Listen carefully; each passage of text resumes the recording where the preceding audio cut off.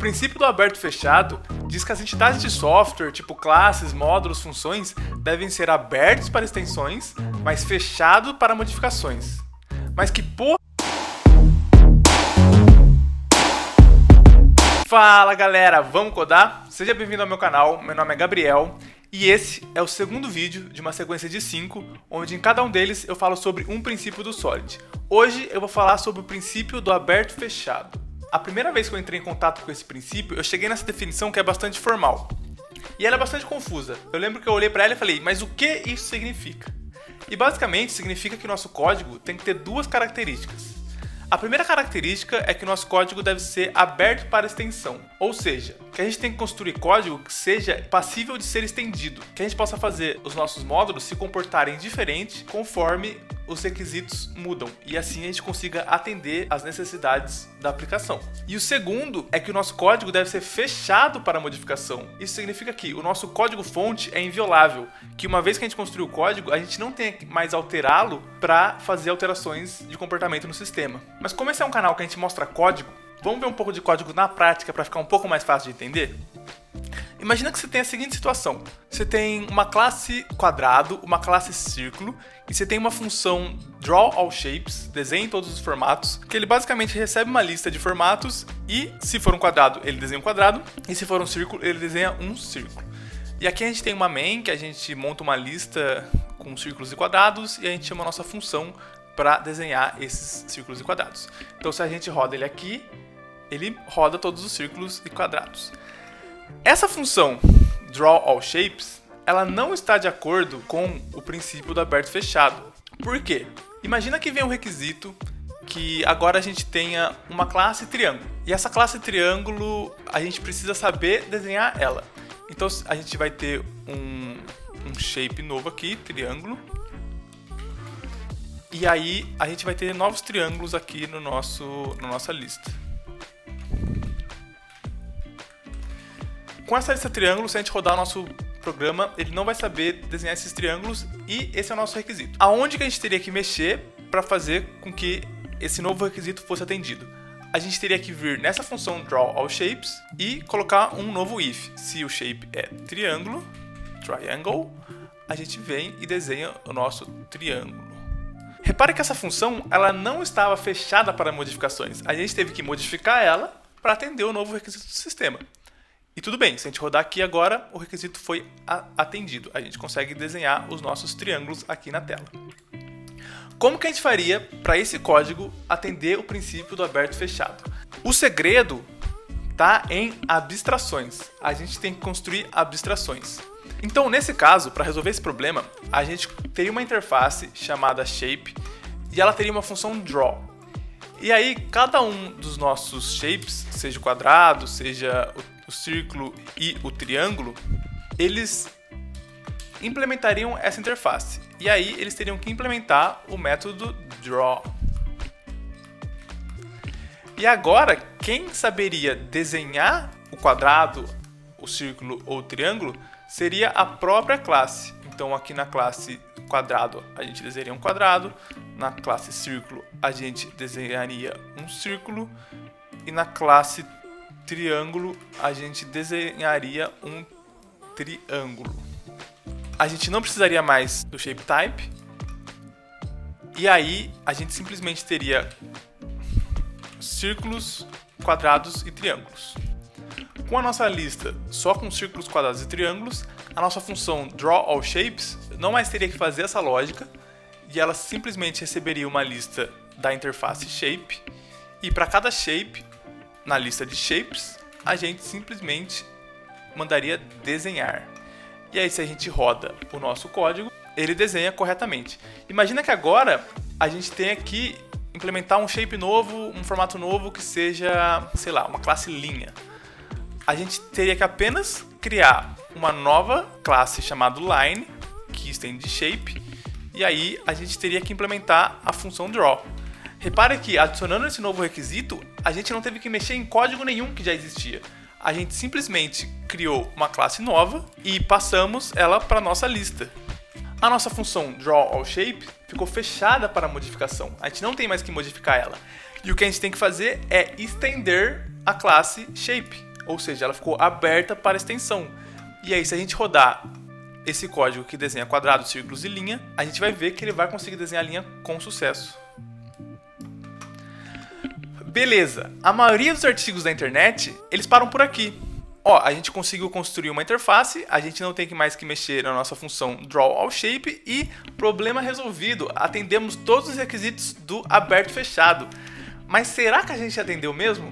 Bom, vamos supor que vem um novo requisito agora. E esse requisito é, eu quero ordenar os quadrados e triângulos. Quando eu for imprimir na tela, eu quero que ele seja impresso numa ordem específica. Como a gente faria isso? Uma maneira de fazer isso seria fazer a nossa interface shape estender da interface comparable. E ela vai ser comparável com outro shape. O que essa interface comparable faz? Ela nos dá a função compareTo e a gente sempre compara com outro shape e ela vai retornar inteiro. Se o número que a gente retornar for menor do que 0, significa que a nossa instância atual ela é menor do que a nossa instância que a gente está comparando, que aqui a gente está chamando de other. Então, se ele for menor do que 0, significa que a nossa instância atual é menor. Se a gente retornar um valor maior do que 0, significa que a nossa instância atual é maior do que a que a gente está comparando. E se ela for igual a 0, significa que elas são iguais. Legal, para cada função nossa implementar compareTo, eu vou criar uma função aqui chamada precedes, que ela vai receber um shape como parâmetro também, e ela retorna o inteiro. E eu faço o nosso compareTo retornar a função precedes, passando o outro shape. E aí cada funçãozinha aqui vai ter que implementar a interface, o método precedes. Vamos supor que a nossa regra seja a seguinte. A gente quer mostrar na tela todos os quadrados, depois todos os círculos, depois todos os triângulos e depois, por último, todas as linhas. Então, como a gente quer imprimir todos os quadrados primeiro, a gente pode vir aqui nos quadrados e simplesmente retornar -1. Independente do que vier, o quadrado vai ser menor. Como a gente quer imprimir as linhas sempre por último, a gente sempre vai retornar 1 aqui. Independente do que vier, a linha sempre vai ser por último. Se a gente estiver lidando com um círculo, a gente vai ter que fazer comparações. Então, se o shape que a gente estiver comparando for um triângulo, ele é menor. Para qualquer outro shape, ele vai ser maior. E para o triângulo, se o shape que a gente estiver comparando for uma linha, ele é menor. Se não, para qualquer outro, ele vai ser maior. A gente pode vir aqui simplesmente na nossa lista de shapes e ordenar, que ele vai bater no compareTo, vai conseguir comparar qual é menor, qual é maior e imprimir nessa ordem específica. Aqui a gente conseguiu, imprimimos todos os quadrados, depois todos os círculos, depois os triângulos, depois as linhas. O que acontece se, sei lá, se a gente criasse o formato retângulo e eu dissesse que o retângulo ele tem que vir entre o círculo e o triângulo? Repare que a gente teria que mexer na regra precedes de todos os shapes que a gente já tem. E isso viola o princípio do aberto fechado, certo?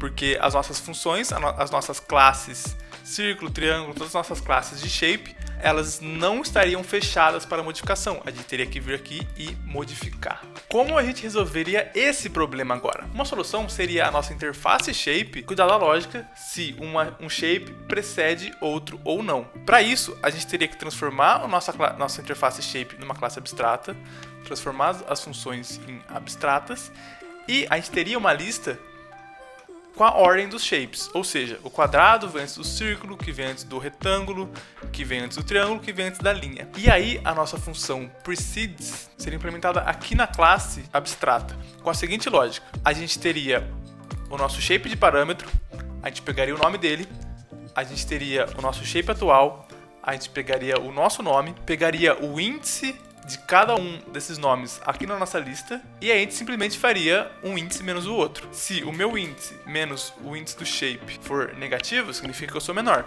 Se o meu índice menos o índice do shape for positivo, significa que eu sou maior. Vamos até renomear esse cara aqui para ser shape index, me index, para ficar mais fácil de entender. E aí o meu índice menos o índice do shape vai dizer se eu sou maior ou menor. Por exemplo, se eu for um círculo e eu estiver comparando com um retângulo, o meu índice é 1, o retângulo é 2. 1 menos 2 é menos 1, ou seja, eu sou menor. Se eu fosse um triângulo e estivesse comparando com um quadrado, o meu índice é 0, 1, 2, 3, menos 0, 3 menos 0, 3 seria maior do que 1, então eu seria maior. E aí eu não teria que implementar os métodos precedes mais em cada das minhas classes de shape. E se eu criasse uma lista com um retângulo aqui, e se eu rodar minha função main, ele vai ordenar perfeitamente conforme essa ordem aqui, porque toda a lógica de ordenação agora está na nossa classe abstrata shape. Depois de mostrar código nessa profundidade, eu mereço seu like e sua inscrição, não mereço? Então clica no joinha aqui embaixo e se inscreve no canal.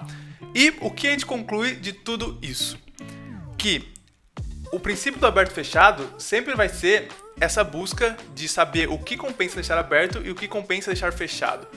Em alguma instância, a gente sempre vai ter que modificar alguma classe. Por exemplo, se outros formatos viessem aqui, a gente teria que mudar a nossa classe abstrata de shape. E todos os nossos shapes aqui, nossos squares, circles, triangles, eles estão protegidos contra modificações referentes à comparação de shape para shape. Se viesse outro requisito, outra regra que não tivesse nada a ver com isso, a gente teria que fazer todo esse trabalho para saber o que a gente deixa aberto e o que a gente deixa fechado. Lembra, princípios do Solid são princípios e não regras. Cabe a nós, programadores, entender as nuances dos nossos programas, as nuances das nossas aplicações, para conseguir fechar e abrir as coisas de acordo com as nossas necessidades. Fechado? Então, muito obrigado para você que ficou aqui até o final. Tem outro vídeo sobre o primeiro princípio, que é o princípio da responsabilidade única. Confere lá. E, se assim como eu, você quer aprender a construir códigos cada vez melhores, comenta um soquinho aqui embaixo e tamo junto. Valeu!